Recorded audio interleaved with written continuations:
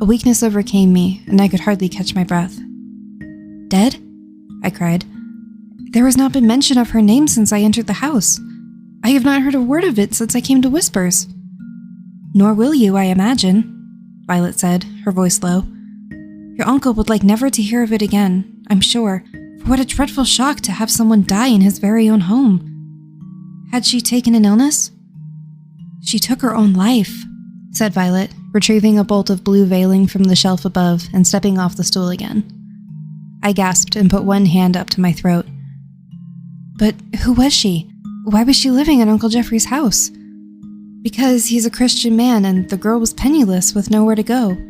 The reverend of the church asked about if any would take her in, and at last she found a home where you are now." "Did you know her?" "Not well. She worked over at the butcher shop, but I saw her now and then at the Bib and Bottle. She was—" Helene's tall figure appeared in the doorway. "Violet," she said sternly, "I will not have gossip in my shop. The matter of Miss Green is not to be spoken of here again. Is that understood?" "Yes, ma'am," said Violet, her cheeks turning pink as she quickly spread the veiling out on the counter. "I hope you young women will be friends, but please keep those wretched stories out of my hearing," Helene said. "We will, ma'am," Violet replied quickly. When Helene had gone back into the next room, Violet and I exchanged looks as we bent down over our task. "I'll save the rest till we're out of the shop then," said Violet mischievously.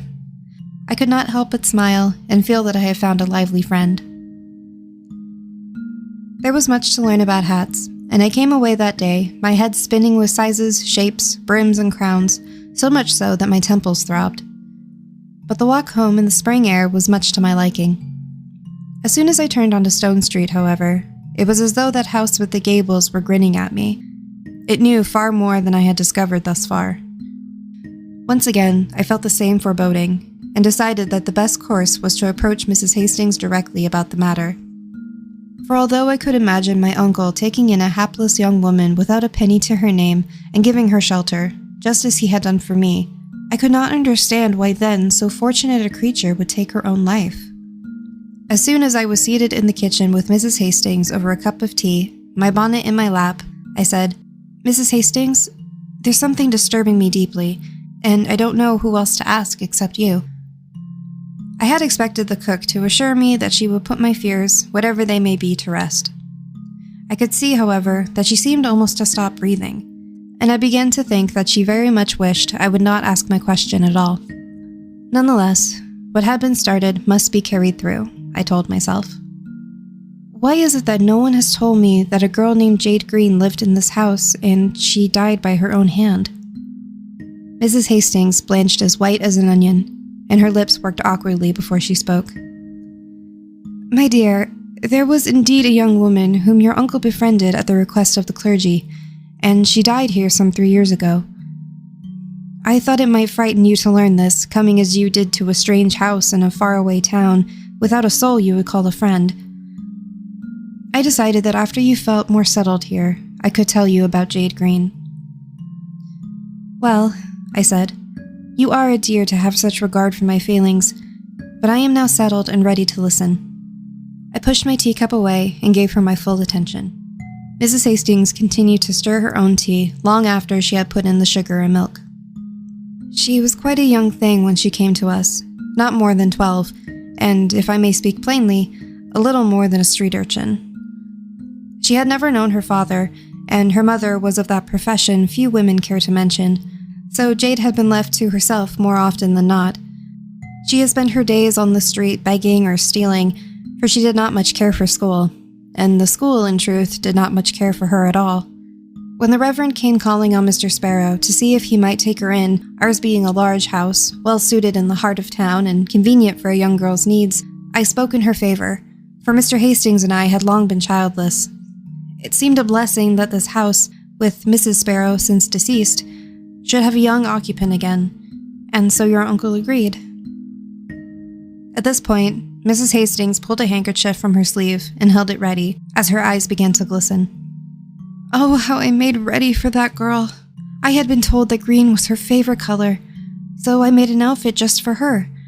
Green bonnet, green dress, a little green jacket to go over it all, and she was given the room at the top of the stairs, the small one, as the room you are in now was reserved for company.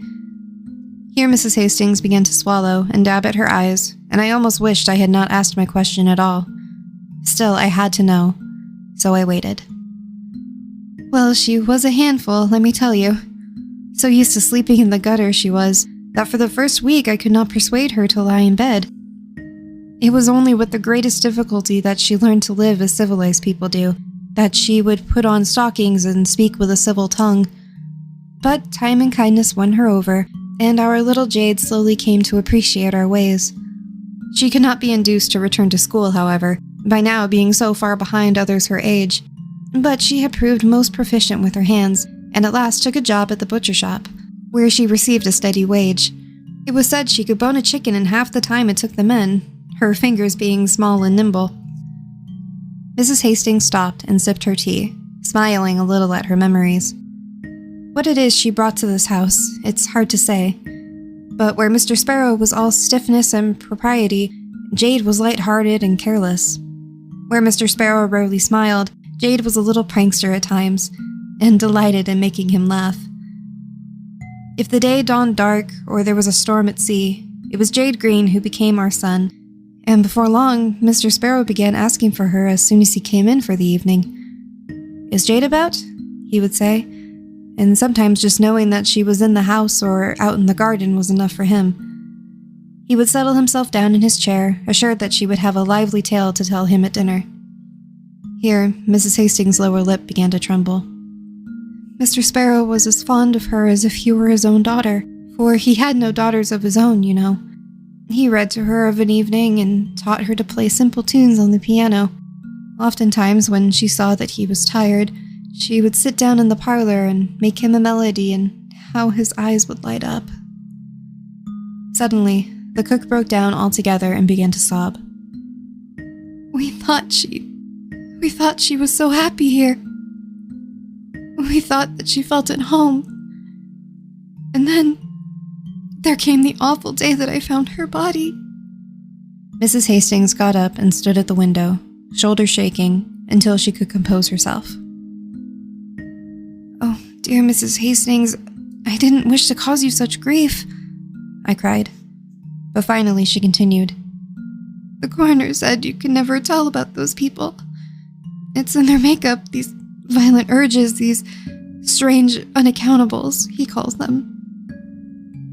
But from that time on, Mr. Sparrow declared that the color green would no longer be allowed in the house.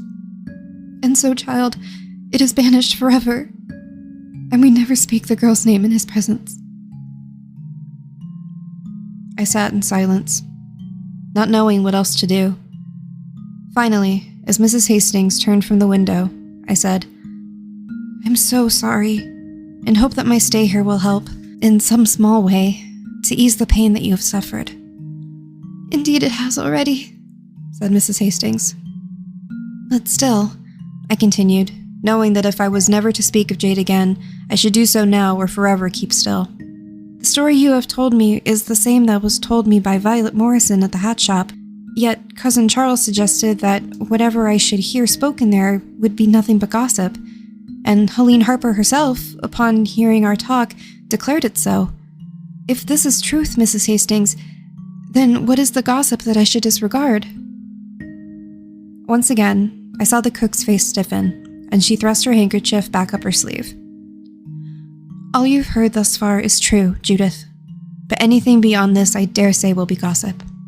And with that, she got out her broom and dustpan and began sweeping with such vigor that I knew that not only should I not ask any more questions of her, but that I should vacate the kitchen as well. I went outside and walked through the garden, where the old gardener, bent and nearly deaf, was pruning a bush. I could scarcely sort out all of the questions in my head. When I had arrived in Whispers, I felt securely that Mrs. Hastings, if anyone, was my friend, and that I could trust her with my life. But I knew, as surely as I knew my own name, that there was more to the story than this. And when I looked next at the house, I saw her studying me from behind the curtain, and Cousin Charles was watching from the window above.